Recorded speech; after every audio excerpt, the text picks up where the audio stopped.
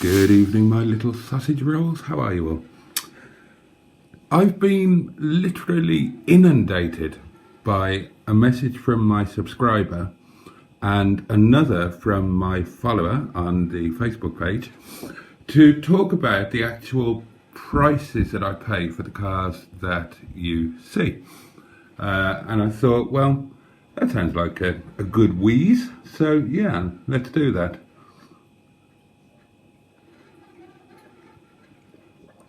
That's nice. So, I've been driving sub £500 cars for quite a few years now, and I would kind of document them a bit on my personal Facebook profile. And then for the last few years, I actually set up a Facebook page, £500 Cheap Car Challenge, and an associated group. Similar name, Living the £500 Cheap Car Challenge, and I've been kind of documenting it there. And yeah, absolutely, all of the cars that I've bought have been under £500, often well under £500. So those of you who've been watching the Facebook page or members of the group, you'll have seen a few of the recent ones. So to think of a few off the top of my head over the last few years, what was there? There was a Ford Fusion, that was 400. There are a couple of Mark II Focuses. One was 3, one was 350. There was the Mark I Focus, that was quite a long-term car, Annie Ford. She was 420. There was the Citroen C2, we don't want to talk about that. There was a Ford C-Max, that was the full 500 quid, that one. There was a Ford Galaxy, that was also 500. There was the little Street KA, that was 360. There was another little KA, that was 380. What have I missed out? Probably quite a few, I can't remember. But yeah, they're all super duper cheapos. If you're watching this on YouTube, then thank you for being my one and only YouTube subscriber. Very grateful. The YouTube thing is really new. I've got no idea what I'm doing, and I know lots of people do it properly, and I'm just doing this for my own amusement, really. Yeah, it's absolutely pants, and I don't care. Excuse me. But yeah, if you've only done the YouTube thing, then you've only seen the very, very recent cars on the current fleet. And I'll go through those in a sec. If you want to look at previous cars, check out £500 Cheap Car Challenge on Facebook, or the group, which is Living the £500 Cheap Car Challenge. So, what's been on there since YouTube? Well, let's go with the current fleet, and then I'll explain a couple of things. Starting with, let's go small to big. I ended up with Rovers kind of by accident, and as will become clear in a minute, I very recently, as in the last month, took a decision to have a cull, and all I had left then was the Rovers. Everything else went, the Fords went. It's just the way things turned out. I didn't mean to buy Rovers, they all came along accidentally. But having got that little core, and I don't know, we moved to Birmingham when I was young. I had a business in Birmingham, you know, Birmingham Rover.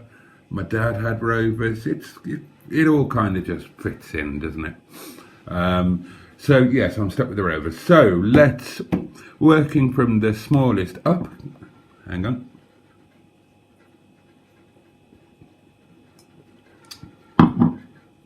Oh, that's a nice drop, that is. Working from the smallest up, so starting with the Rover 25, the Honourable Shisun, as he's known. Well, you can check out the history of that car here on YouTube. Go back and look at previous videos.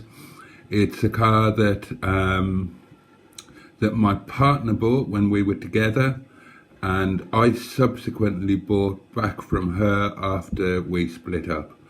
She paid more than £500 for it initially. By the time it came to me, it came in, because of various circumstances, this, that and the other, that's come in at the max 500. The 45, which is my daily car at the moment, I bought that about, God, I was going to say a year ago, but is it more than that? Or is it a, no, it would be about a year ago. And that was bought from a lovely chap in one of the online owners forums. He'd had the car from new, done 70,000 miles. An amazing service history, the best service history I think I've ever had with any car. Nice thing, as nice as a Rover 45 ever is, especially if it's the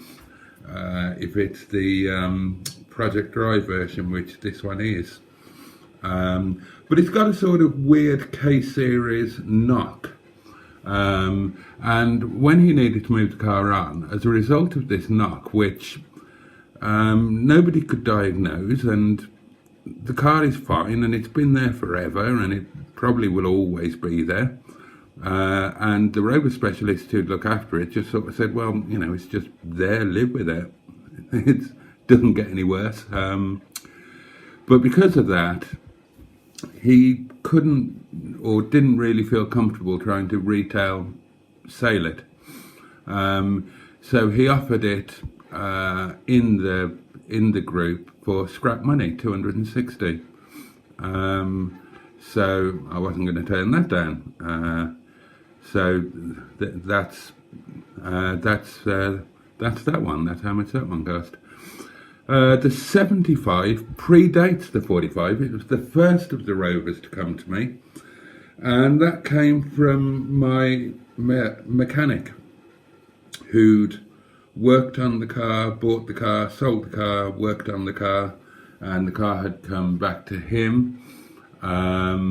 And he just sort of said, he knows what I like. He knows I like big, luxurious old bangers for next to nothing. He said, have this, Jace, it's all right. He said it only owes me, I think it was 290 quid. He says, and it will MOT again. So again, I wasn't going to turn that down. So yeah, that's what I paid for the 75. It's the CDTI Plus automatic.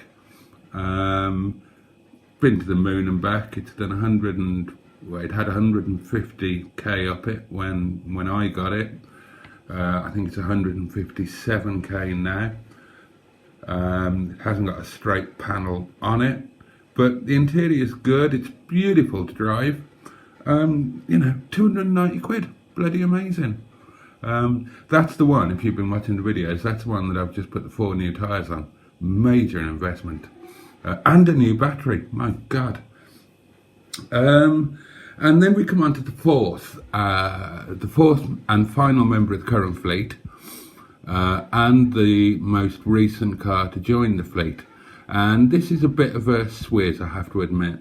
Obviously, with the pandemic, as we know, second-hand car prices have gone through the roof, scrap prices have gone through the roof. You really, really struggle to buy anything even MOT'd and roadworthy for 500 quid at the moment. It's virtually impossible. And as I say, I wanted to have a cull of the fleet, and just concentrate on the three Rovers, 25, 45, 75. And I really wanted to, ideally I want to add three MGs to that, all of the MG equivalents, the ZR, the ZS and the ZT, and possibly a touring as well. And I fancy a City Rover as a daily. But anyway, so what I did is I sold all of the other members of the fleet that weren't Rover. And this is where the cheat comes in, because did I get the MG ZT 190 Plus that you've seen videos of, that I collected a couple of weeks ago, did a collection calamity video for, put a video up of it today. It's a nice, it's not perfect, but it's a nice car. Oh, it does not go well. Did I really get that for 500 quid? Well, no, I didn't. Of course I didn't. Except, arguably, I technically kind of did. Here's my justification. I rolled together the profit I made from some of the other cars that I sold during the cull, because obviously prices have gone up, they've gone through the roof, blah, blah, blah. And the combined profit from the other cars was enough to add to a 500 quid stake to buy the ZT, if that makes sense. I paid 11.50 for it. So I kind of justify it in that, yeah, I paid 11.50 for it. Technically, it's not a £500 car, of course it isn't. But you can't, as I say, I can't buy a 500 quid car at the moment. They're just not out there. And I wanted to add an MG, and I certainly, you know, I like buying cars. I change my cars regularly. I'm sure a lot of you do too. That's probably why you're watching this. And so that was how I justified it. It was profit from the others. So if you're very strictly technical about it, then I only paid £500 of my own money for it, if you like. The additional 650 quid was profit coming from buying and subsequently selling the other cars. So yeah, I know it's a cheat, and I did and ah about whether to put it in, but you know, given the pandemic, we got to be a little bit flexible about this, haven't we? So it's a bit of a cheat. On the other hand, it's not a bit of a cheat. It's kind of justifiable. Well, I can justify it anyway. And so there you go. So 4 members of the current fleet, and they came in at £500, £260, £290, and 1150 quid, but technically only 500 quid because of everything I've just said. Right, that's it. I am going to try, if I possibly can, to do something reasonably technical with this and add in some photographs of the actual cars that I'm talking about, rather than you just staring at my wine glass and my candle. But it's YouTube, it's technology. I'm really old. I don't know what I'm doing. I haven't got a clue.